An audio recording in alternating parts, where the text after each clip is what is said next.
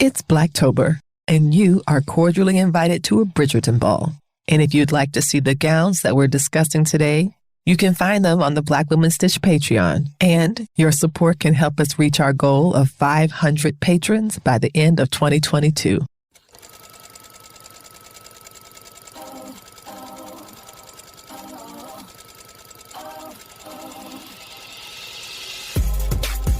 Hello, Stitchers. Welcome to Stitch Please, the official podcast of Black Women Stitch, the sewing group where Black Lives Matter. I'm your host, Lisa Woolfork. I'm a fourth-generation sewing enthusiast with more than 20 years of sewing experience. I am looking forward to today's conversation, so sit back, relax, and get ready to get your stitch together. Hello, everybody, and welcome to the Stitch Please podcast. I am your host, Lisa Woolfork. And as I say every week, this is a very special episode because this episode is with Dr. Sarah Hill, who is not only a therapist and a new sewist joining the sewing community in 2019. She has done something I think that is so loving and so beautiful by taking her two grandmothers to the Bridgerton ball. And not only did she take them, which is, of course, a beautiful thing for a granddaughter to honor a grandmother this way, she made one of the grandmas, for whom it was the grandma's birthday, she made her a Bridgerton era gown to wear to the Bridgerton ball. And so when I saw that, I was like, it feels like one of those like man bites dog stories. I have talked to so many folks, including my own story that includes a grandmother who sewed and sewed beautifully and sewed for us and sewed clothes when we were little, et cetera, et cetera. A lot of folks that I speak with have learned to sew or have inherited sewing from their grandma. It's not as often that I get to talk to people who have made things for their grandmother, that have made a gown that her grandmother wanted to go to a cosplay ball for Bridgerton.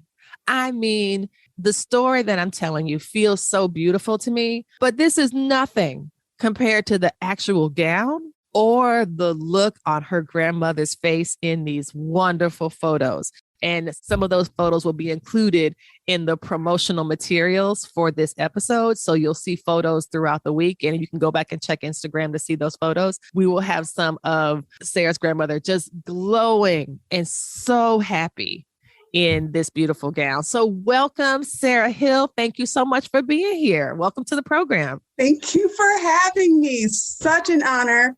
Could not believe that you would have little old me in here to talk about this. And there is no little old you. This is someone who is incredibly creative, who is busy doing it all, who is working, who is therapying people and helping them live their best lives, who is parenting and wifing and doing all of these things, maybe right now in the gap of this interview. Yes, the door accidentally didn't lock and so children came running in. So I had to get them back. Isn't it something like, sometimes I feel like if I get not so much now, but when mine were that age, I would get involved with something and they would show up. But like, there'll be other times I'm like, I haven't seen you for days. Like, but when I get on the phone, there you come. I'm like, where did you come from? Were you behind the couch this whole time?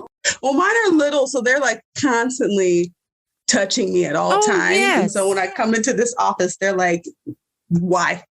We would like to be inside of you, please. Exactly. Please. What are doors for? Doors are violence. Boundaries for those for the age. Boundaries only work in one direction. When they put them up, they are meant to be maintained. When you put them up, they're cute. Yes. What is the about? I said, I would like a little space. And they said, I want zero space. Exactly. Which I think you said a little. Zero's a little. Anyway, back to sewing. Sorry about but that. Tell me how your sewing story begins. You said you started in sewing in 2019. Talk about what got you started with your sewing journey. Absolutely. So, I mean, like a lot of sewists, I've been a creative my whole life.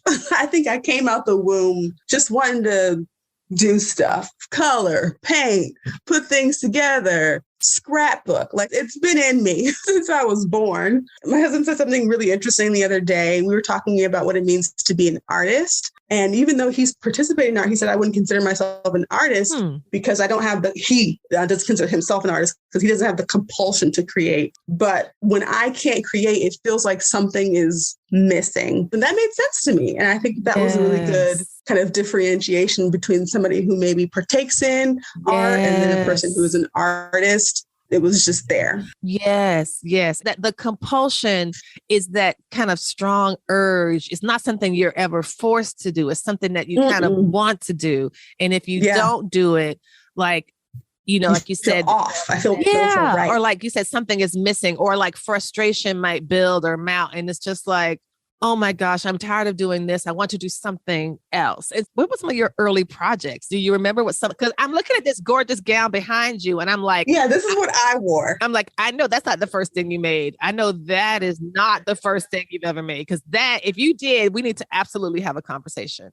No, that is not the first thing that I made. I think so. Pre-sewing, I think I got most of my creative energy out in dance, but I loved fashion. So I would put funky things together just my whole life. Yes. My dad always says, I've never matched a day in my life, but I always made it work. But my grandma, who I ended up sewing the dress for, she had like a big just trunk of scarves, and I would just like take them and do things with them. And she lived with us growing up. So when I was diagnosed with lupus at the end of 2018, it went from you have lupus to you have really severe lupus, and your life is going to change drastically in a matter of weeks. And so dancing was very quickly not an option. Would you mind sharing a little bit with our listeners about lupus? And if you don't feel comfortable, this is what show notes are for. And I can absolutely Google it and put some links in the chat about it. Yes, I will talk about lupus and till I'm blue in the face. Right. But lupus is an autoimmune disease wherein your body attacks itself. And so our bodies are amazing in that they have parts in them that fight disease. But in an autoimmune disease, it thinks that you, are the disease. And so there will be a lot of inflammation and it will attack different parts. I have lupus nephritis, which means it attacks my kidneys. It also attacks my heart, my brain, and my muscles and my joints. But the worst part of it was when it started to attack my kidneys, because that is how you die. That's the one that will kill you the quickest. And so you were saying that you had to, so you cut back on dancing. And was that because of the pain in the joints? And I couldn't stand. Everything in my life almost came to a sudden halt. So I was teaching, doing therapy. I was room mom for my kids' kindergarten class. Yes. I was the coordinator for my daughter's preschool class, active member of my community. Everything was taken away in one fell swoop. Just like bang, bang, bang, bang, bang, right in a row. Couldn't walk, couldn't drive. I would lose my vision from time when it was impacting my brain. It would swell. My goodness. And I would not be able to see.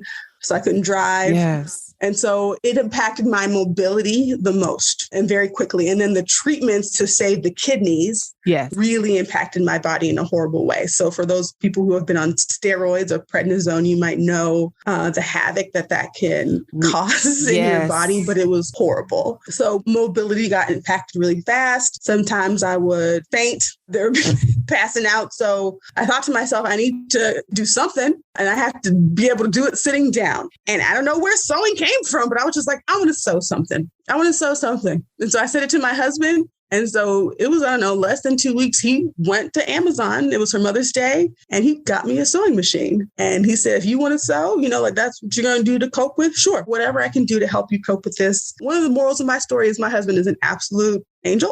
Yes, that's beautiful. And I really love how it seems very clear from what you're describing, the way that you can work together for mutual benefit and mutual good. He wants you to be healthy and safe and happy. You want to have healthy, safe family life. And just the whole Mack truck of it all, like your life, like being completely sideswiped by this huge, overwhelming force that is also actually you and actually your own body, turning against you. Yes. And the frustration and terror that must come along with that. And for you to find the light at the end of the tunnel in a sewing machine. You gotta. because an artist has to create. So it wasn't an option for me to not do something with this creative energy. Even if the body was breaking down, not creating, not finding beauty or making beauty was not an option. My body very rapidly changed. I gained over 100 pounds in less than a year. So you can imagine how hard that is on the eyes to see like, who is this person, but also on the body, what it feels like. And then also, I don't know what to wear. I don't even know what size I am. My size is changing rapidly. Right. But the option, there was no option to not create. And so I feel like that is the pull of the artist. It's like a shark. If it stops swimming, it dies or something like that. Like if you start creating, you die. So I'm going to have to pivot. Like I refuse. It's not going to kill me. If it kills me, it's going to kill me doing what I'm going to do. So it's not going to take me out doing nothing. You are going to continue to have your full life. Exactly. And to extend your creativity. That means so much to you. Yeah. To be able to do that in a way.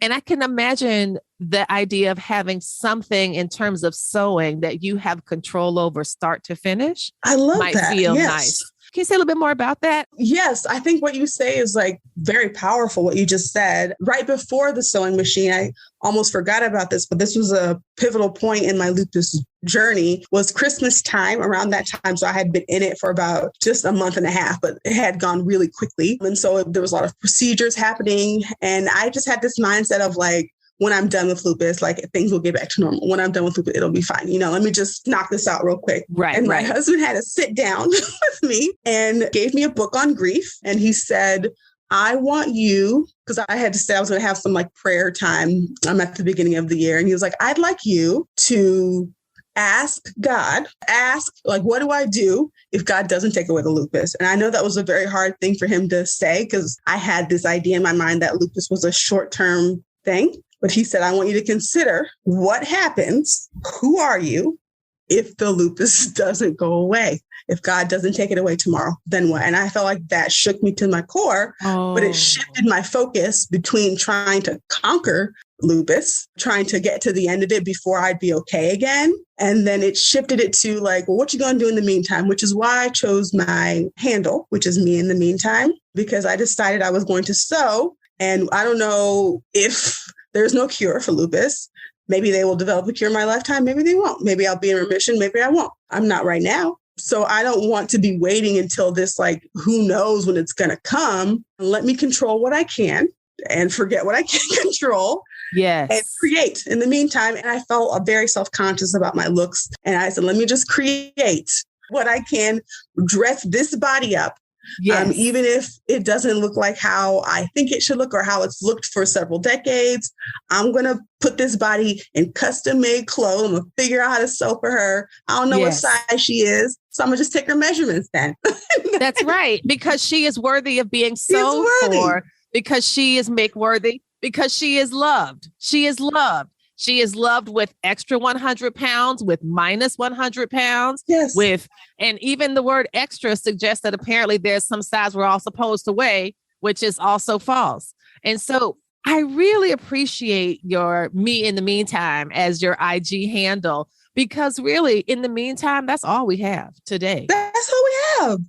Who knows what tomorrow's going to bring? You do not know. And I think I'm in my 30s, so having conversations about mortality and like, Sarah, you can't have any more babies, like all these conversations about finality and about like life expectancy and will or will I not be dying soon makes it like, well, you know what? Like nobody's promised tomorrow. And sure, I have a life-changing disease. But anybody, the most healthy person, can walk outside and get hit by a car. Like you never know. You really never know. So let me just leave it all out in the court now then. Hey friends, hey. Stop on by the Black Women Stitch Patreon page and help us gain 200 new subscribers by the end of 2022. The Black Women Stitch Patreon page has been recalibrated to reflect 3 levels of giving with excellent benefits in each tier. Beginning at $5 a month, the Black Women Stitch Patreon includes benefits such as videos of the Stitch Please podcast, monthly stitch ups, direct video messaging, a quarterly gift, and more. So check out the Black Women Stitch Patreon and help us get 200 new subscribers by the end of 2022. The link to the Black Women Stitch Patreon page is in the show notes. Help us help you get your stitch together. and thank you. What I also find powerful about this narrative, it makes us think about ability and disability, and that the way that bodies tend to progress in age, and this is something that a colleague who's a disability scholar talks about. He says that everyone's going to end up disabled in some way at some point, eventually. That is what time does. You are not going to die of healthiness. You are going like, you're just not, that's not going to happen. You have too much energy until you just live to death. Exactly. You're going to live to death. But what you can do and can control is your attitude, your outlook, the space in your heart, the vision that you have, and those who you allow to hold that vision with you and for you.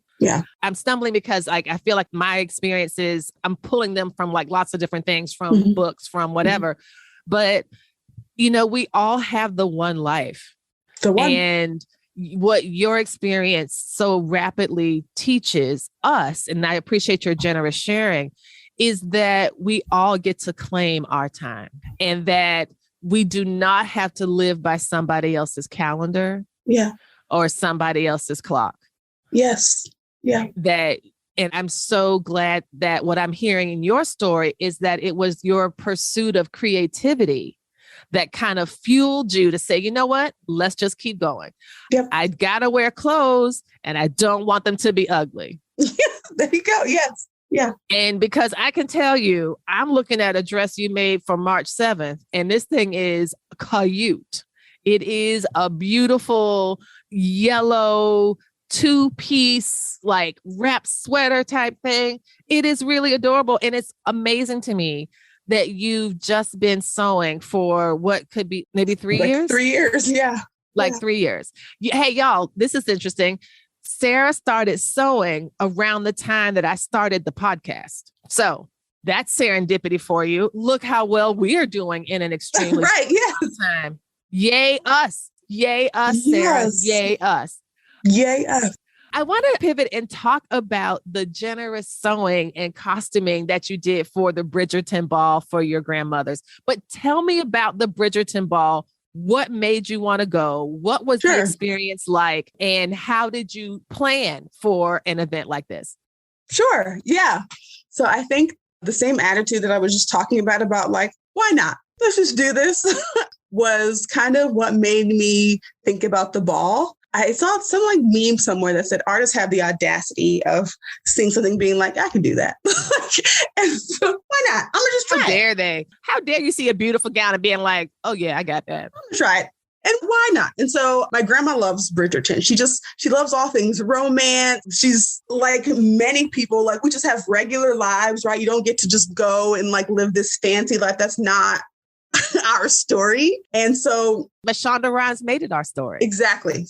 Right. That's what I love, that there's a Black grandmother who can look at the grandmother or the Lady Danbury, who's not really a grandmother, but, but still there is a dowager countess Black woman. Right.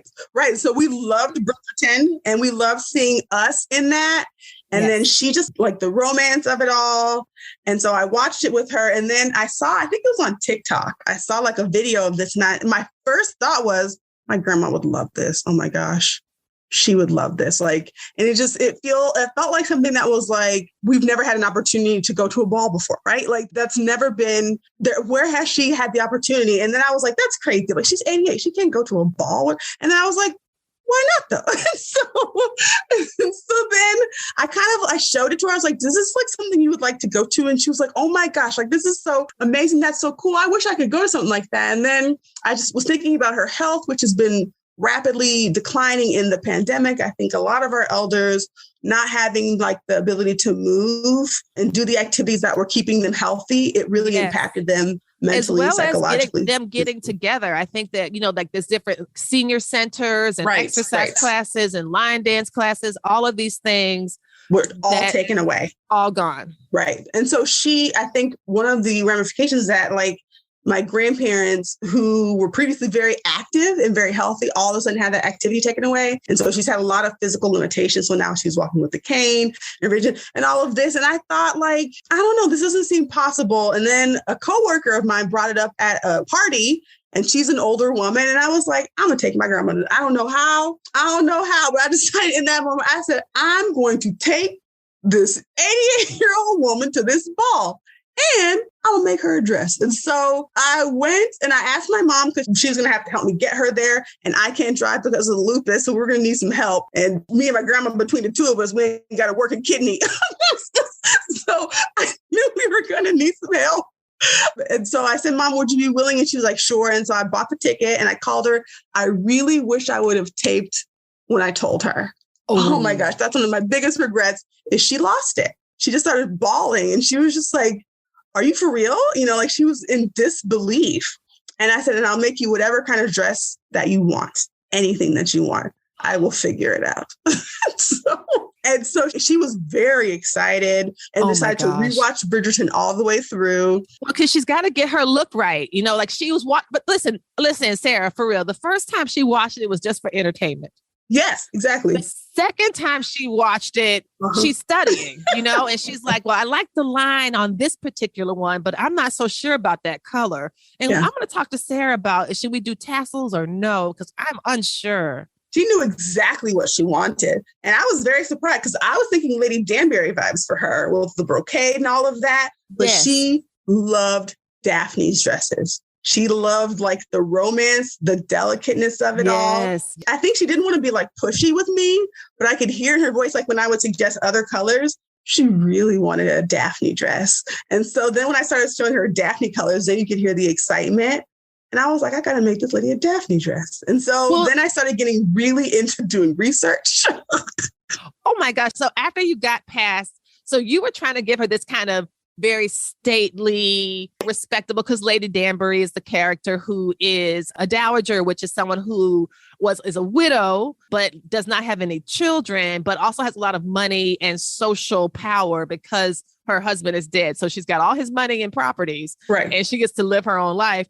And she's regal and powerful. She is incredibly regal and lots of brocades, not very much fluff. Right. Whereas Daphne, as a new bride and as someone who's on the marriage market or whatever, her clothes are very different. Lots of very like chiffon overlays and beautiful flowers and always the colors. Blue, the like robin's egg blue. Some robin's egg blue. And so, and again, the idea that your grandmother does not have to choose from a reality because that reality was completely made up. Yes. So if she wanted to dress like somebody else, you know, she could totally have done, you know, but the idea is she reached out for that kind of the softness, the romance. The romance. That I love that so much. And I could just imagine her not wanting to, like you said, be too pushy and say, well, that one's nice, or I do like that. But then when you started to, and it just shows too what a generous listener you are. And I think that might come from your work as a therapist.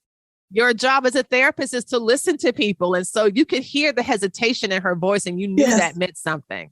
And so you weren't going to just choose what might've been easier for you. Like you wanted to give her something that she wanted. And I think that is the most beautiful part of a gift is when you are giving somebody something that they want, not what you want them to have. If we think about our grandmas, right, and like what they've lived through, don't they deserve a ball? Like, don't they deserve to feel like a princess? And a frivolous, this has nothing to do with like a necessity or an award. It is literally, it's not for your sorority. It's not for your church. Yes. Other than joy. That's it. And like, don't you deserve to feel like, doesn't every woman deserve to have that experience? Especially Black women who have lived for 88 years in the United States of America. Right? Yes. Raise kids here, grandkids. Yes. These are Black. My mother is close to that age. And these are people who went through formal segregation. Right. Who went through all the way through high school and college in segregated places. Yes. Could not drink out of a water fountain or try on clothes at a store. All of these are the rules of segregation that my mother lived through. Yeah. Never had a ball gown, right? Never got to wear a ball gown. Right. We're going to do it today then. Exactly. It's like this ball gown is past due. Right. So maybe they had the wedding dress, that can kind of be seen, but that's different. Yes. Oh, of course. I love what you've done here because you have really taken the beauty of your creativity, which you were using for therapeutic purposes. Mm-hmm. And you have done it to kind of give your grandmother this kind of unique gift that could not come from anybody else but you. And that is so beautiful and so generous. And I can see that in the photos. I can see that in her smile. I can see that in the dress. And y'all, I'm going to share photos with Patreon supporters. The Patreon supporters are going to get photos. You can also look at the images on me in the meantime on Instagram. Is there one moment or a particular highlight that you remember from the ball that you'd like to share with us? Or was it so many, it's hard to choose? Okay, so I think I want to pick one pre-ball and one during the ball. Great. I think as a creative, the ability to make this come to life and that it was working was like such a high. I've never made anything like this before. I had an idea in my mind. I didn't have like an exact pattern, but I knew what I could pull from different patterns. Okay. And how I knew what vibe I wanted to have. I knew what vibe she wanted it to have. Yes. And so being able to make that come to life was like a really good high. That felt really good. Oh, that sounds beautiful. So that was the first part, was like, oh my gosh, I did it. Like my audacity paid off this time. Okay, I'll take it. Yes, I love it. And congratulations to you. Because isn't that a beautiful rush to feel like, oh my gosh, I did it. And then I'm like, what else can I do? Right, exactly. Yes. What else am I capable of? If I can make a whole gown, and why not? Why not? Mine as well.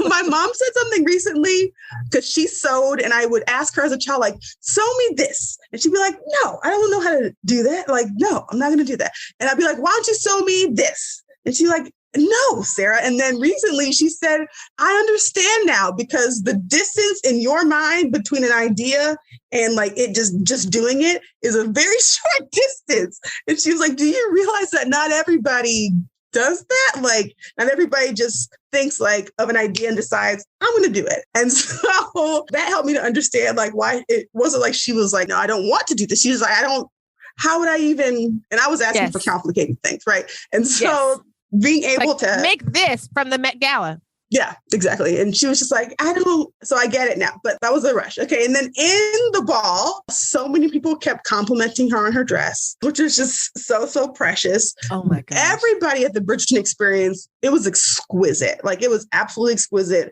Every single employee and actor there was gracious and kind, and the atmosphere of all of the attendees was beautiful. Oh my gosh. Right? That is so wonderful. But I definitely almost lost it when they're doing this performance in the middle, and they're kind of mirroring the story of Bridgerton, but in like a lived out ball, if that makes sense. Mm-hmm. And so at one point in time, they have these performers and somebody who's kind of, I think, a faux Simon and a faux Daphne, or the two like main characters of season one. They're having them like do some like romantic like acting out, and there's acrobatics involved and dancing. What was that with the suspension, with the ropes? It was like a ribbon dance or something. Yes. I don't know what that's called. What is that? The aerial dance? I don't know, but they use like some aerial things. They use a chandelier. It was amazing, right? Oh my gosh. My grandma can't stand for like the duration of that. So all of the workers were when they saw them and saw that she had a cane, was like, do you need some ADA help? Americans with Disabilities Act. And so then they took my grandma. I didn't know where they took her. And I was like, she should be seeing this. And so I went to go look for her, for both of my grandmothers. They done ADA my grandmothers and took them off somewhere. Right. Like, did they put them in a corner? Yeah. I didn't. And no one's sticking grandma in a corner. We did not come here for you to sit my grandma in a corner. Okay. So off with you. So I found them. They were sitting next to the queen. Oh! They had put them in two little chairs next to the queen. And why do I have goosebumps right now? Right. Yes. So it was like a little court. And so the queen was kind of back here, and there were a few chairs right here, and they put them right there. Oh my! And so they could see everything. So I went over there and I'm watching them watch this.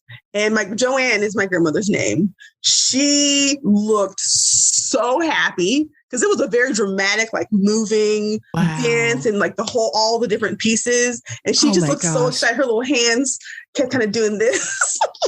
It's like she's sitting in Bridgerton in a gown that her granddaughter made to her specifications. Yes. What? Talk about somebody with a full heart. My heart is full, and it didn't even happen to me. My heart was so full, and we got to bow before the queen. One of my best friends, Kathy, I made Kathy's dress too, so you can maybe show some of. Oh, I made my dress, grandma's dress, and Kathy is my ride or die. She's just amazing, but loves my grandparents too. So there's a video of like you get to bow before the queen individually, but she didn't want my grandma to like trip or anything, so she led her down the aisle, and like watching her like curtsy in front of the queen was just like so cool to watch her do. It was really nice. Oh my gosh, that is so beautiful. It was really cool. It sounds so magical. Now, Sarah, I have to ask, this is a question that we ask everyone on the Stitch Please podcast. The slogan of the Stitch Please podcast is that we will help you get your stitch together. I am going to ask you, what advice do you have for our listeners to help us all get our stitch together? Okay. I've been thinking about it, right? Since you told me what the question was going to be. And I think that my advice is for you, sewists and creatives, to ask yourself a question. And that question to be, why not? Why not? Why not have the audacity to just try? And it might look horrible, but it might not. And my dad used to say, ain't nothing to it but to do it. So if you want to do something, just go try it. Go try it. And if you don't have the resources, there are plenty of organizations like sewing communities. If you don't have a sewing machine, you can go practice on these things for inexpensive amounts. But if it's in you, you deserve to give that part of you who's thirsty for it a drink of whatever she is thirsty for. So go do it. Why not? Wow. And on that wonderful note, Sarah Hill, thank you so much for speaking with us today. Now, y'all, I'm wrapping this episode up right now, but we are going to do a bonus for Patreon only, where Sarah is going to show me and walk me through the dress that she has behind her right now in this dress form. So if you are a Patreon peep, you will see this part of the episode. And if you're not a Patreon peep, why not? And this is something that I won't show on my Instagram. So I'll show the other dresses, but this one we will save for just this Patreon podcast. Listen. All right, y'all. So I'm going to stop recording here and start recording next for the Patreon clip. You've been listening to Stitch Please, the official podcast of Black Women Stitch, the sewing group where Black Lives Matter. We appreciate you joining us this week and every week for stories that center Black women, girls, and femmes in sewing. We invite you to join the Black Women Stitch Patreon community with giving levels beginning at $5 a month. Your contributions help us bring the Stitch Please podcast to you every week. Thank you for listening. Thank you for your support, and come back next week and we'll help you get your stitch together.